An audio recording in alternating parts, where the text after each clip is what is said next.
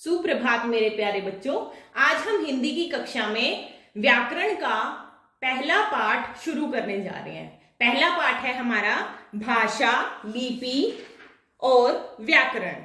तो आज हम पढ़ेंगे भाषा के बारे में, भाषा और भाषा के रूप के बारे में। भाषा होती क्या है? हम जो भी बोलते हैं, जो भी समझते हैं, कहने से समझना, लिखकर समझना, लिखा हुआ समझना या फिर लिखकर किसी बात को कहना क्या कहलाता है? भाषा कहलाती है। जिस माध्यम से हम अपने विचारों को प्रकट करते हैं या फिर दूसरे के विचारों को समझते हैं, उसे हम भाषा कहते हैं। तो भाषा की परिभाषा है अपने मन के विचारों को प्रकट करने, अपने मन के विचारों को प्रकट करने तथा दूसरों के विचारों को समझने के साधन को भाषा कहते हैं। जो साधन हम इस्तेमाल करते हैं अपने मन के विचारों को प्रकट करने के लिए और दूसरों के विचारों को समझने के लिए, उसे हम क्या कहते हैं? भाषा कहते हैं। अब हर एक इंसान की भाषा जरूरी नहीं है कि एक जैसी हो। अलग अलग स्टेट्स में अलग अलग भाषाएं बोली जाती हैं।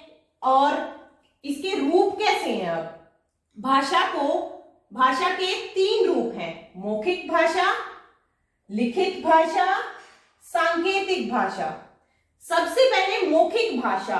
मौखिक मतलब मुख यूज हो रहा है ना इसमें। मौखिक यानी बोलकर या फिर सुनकर जिस बात को समझा जाए या दूसरों के विचारों को समझा जाए या बोलकर अपने विचारों को प्रकट किया जाए, वो हमारी कहलाती है मौखिक भाषा। लिखित भाषा जो लिखकर या पढ़कर समझी जाए, वो भाषा क्या कहलाती है? लिखित भाषा। अब सांकेतिक भाषा।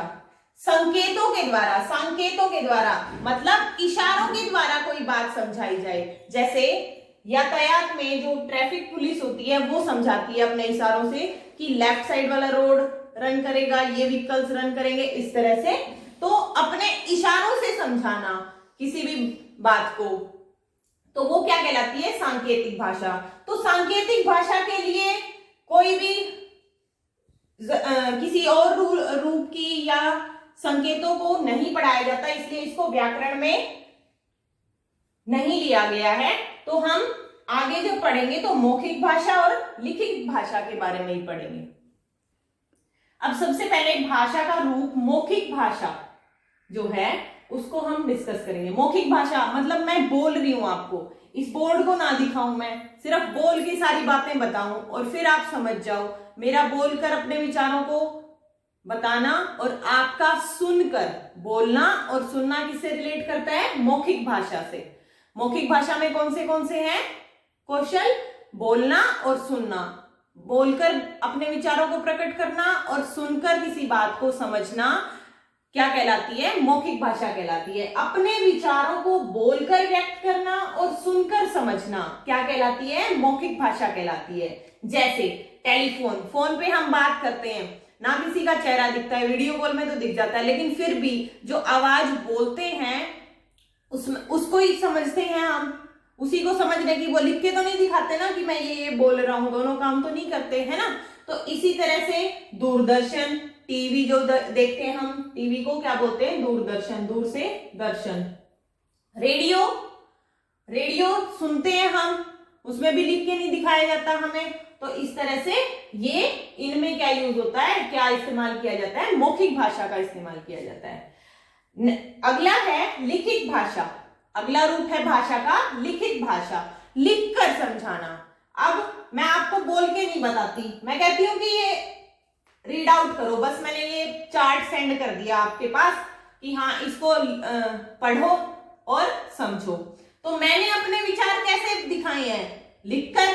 मैंने अपने विचारों को कैसे प्रकट किया है? लिखकर व्यक्त किया है, लिखकर दिखाया है। और आप कैसे समझ रहे हो? उसको पढ़कर समझ रहे हो। मौखिक भाषा में है बोलकर और सुनकर, और लिखित भाषा में है लिखकर अपने विचारों को प्रकट किया जाता है और पढ़कर उन्हें समझा जाता है। तो लिखकर और पढ़कर।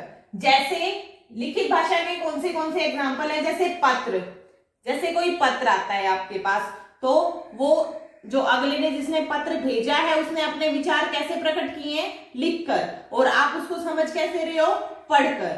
ठीक है। इसी तरह से पुस्तक में, बुक्स में हमें जो भी लिखा दिया होता है, पुस्तक बनाने वाले ने तो लिख दिया, उसने अपने विचार लिखकर प्रकट कर दिए, और हम उसको कैसे करते हैं? समझते हैं, पढ़कर समझते हैं। इसी तरह से समाचार पत्र आदि। लास्ट है तीसरा रूप जो भाषा का है, वो सांकेतिक भाषा। संकेतों द्वारा व्यक्त किए गए विचारों को सांकेतिक भाषा कहते हैं।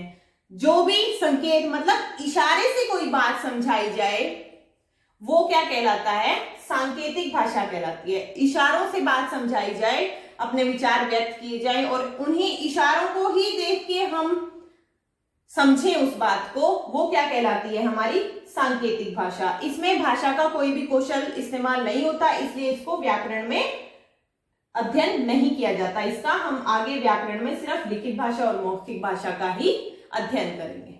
Thank you and have a nice day.